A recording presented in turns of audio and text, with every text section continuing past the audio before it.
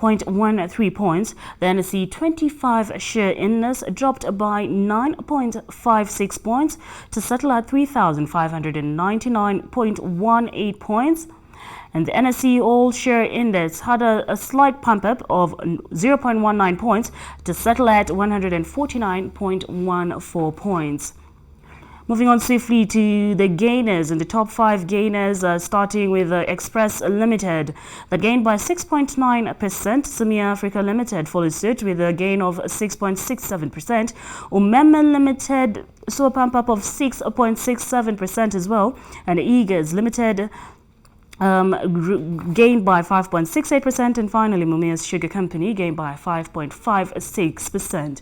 Moving on to the losers, and the topmost loser at today's close was the Standard Group Limited with a drop of 9.67%. Kenya Airways Limited follows suit with a drop of 6.55%. Stanley Fahari Income saw a downgrade of 3.11%. Diamond Trust Bank Kenya downgraded by 2.5%, and finally, out of the 5 losers that we take a look at every day, Chumi Supermarket Limited is last on the list with a drop of 2.38%.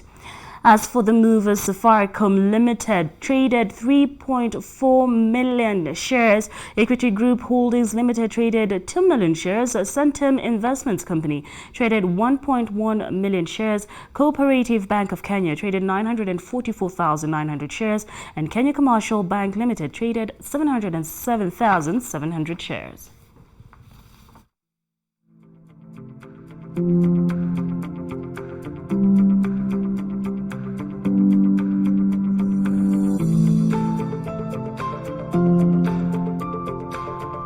U.S. indices notching fresh records at the start of an earnings reach week following mixed Chinese economic data. Expectations for the upcoming earnings period are tepid.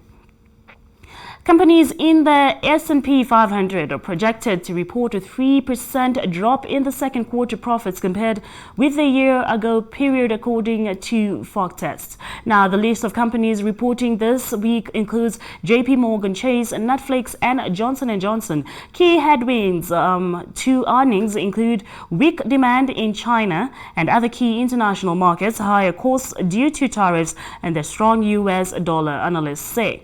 The gains in the United States came after a positive session in Europe. London's benchmark FTSE 100 index closed 0.3% higher, and Frankfurt's DAX 30 put on 0.5%, while the Paris CAC 40 edged up 0.1%. Asian equities initially stumbled, but then staged a recovery as traders digested mixed Chinese economic data.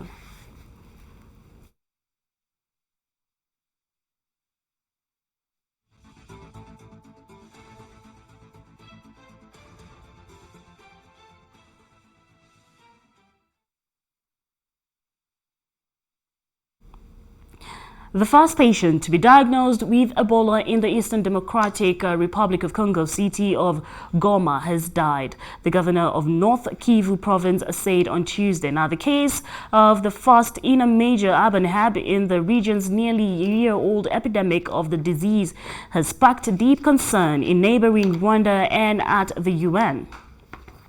The patient has been described as an evangelical preacher who had traveled from Goma to Butembo, or one of the towns hardest hit by the outbreak. The UN's World Health Organization (WHO) on Monday warned that the Goma case was a potential game changer in the fight to roll back the outbreak in the Democratic Republic of Congo. It said that it would reconvene a key panel to see whether the outbreak required a heightened global response. The latest epidemic is the second deadliest on record globally, and the worst Ebola outbreak, striking 3 West African countries between 2014 and 2016, claimed more than 11,300 lives.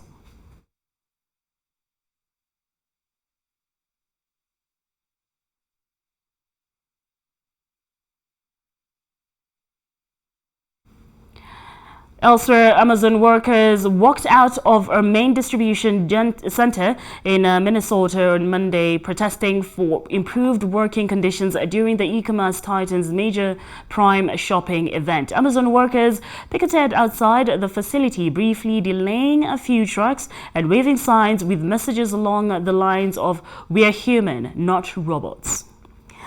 Now, organizers did not disclose the number of strikers who said employees picketed for about an hour in intense heat before cutting the protest short due to onset of heavy rains. The strike was part of an ongoing effort to pressure the company on issues including job safety, equal opportunity in the workplace, and concrete action on issues including climate change, according to community organization Wood Center. Amazon employees also went on strike at 7 locations in Germany, demanding better wages as the U.S. online retail giant launched its 2-day global shopping discount extravaganza called Prime Day. Amazon has said in advance that the strike would not affect deliveries to customers. Amazon has consistently defended work conditions, contending it is a leader when it comes to paying workers at least $15 hourly and providing benefits.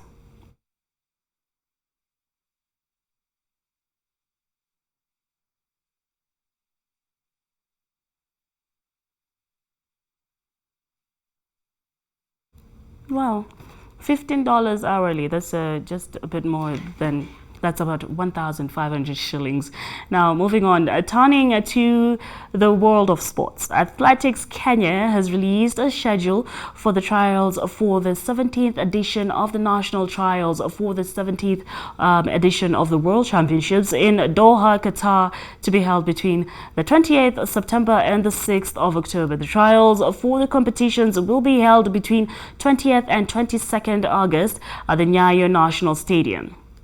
Now, athletes participating in the tournament are required to fulfill the anti-doping requirements stipulated by the Athletics Integrity Unit of International Association of Athletics Federations, IAAF. They will also be required to undergo 3 tests out of competition and the same number in competition before the selection date. All athletes in the national and international registered testing pool will be required to provide a regular, detailed, complete and accurate whereabouts information updates as required by the anti-doping rules and the IAAF anti-doping regulations.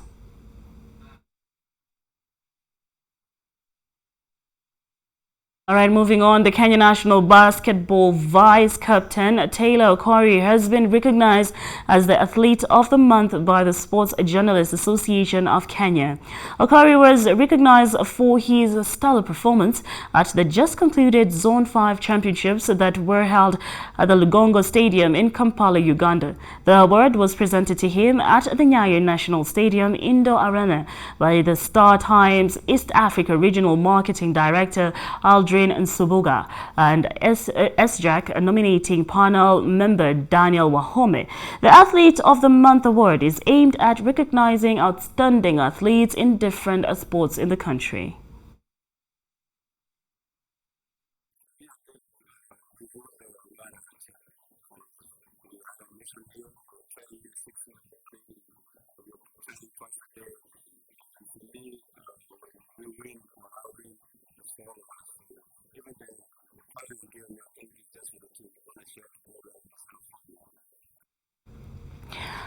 All right, now that's it for Metropol News at 7 this evening. My name is Nina Shaban, and our sign language interpreter is Rini Adoy. But before I go, I'd just like to remind you that you can always reach us on our social media platforms. That's Facebook, Instagram, and Twitter. We are at the Metropol TV Kenya, and we are live on YouTube in all our live programmings. As I said once again, my name is Nina Shaban. Please do enjoy the rest of your night. Stay blessed, and I'll see you tomorrow.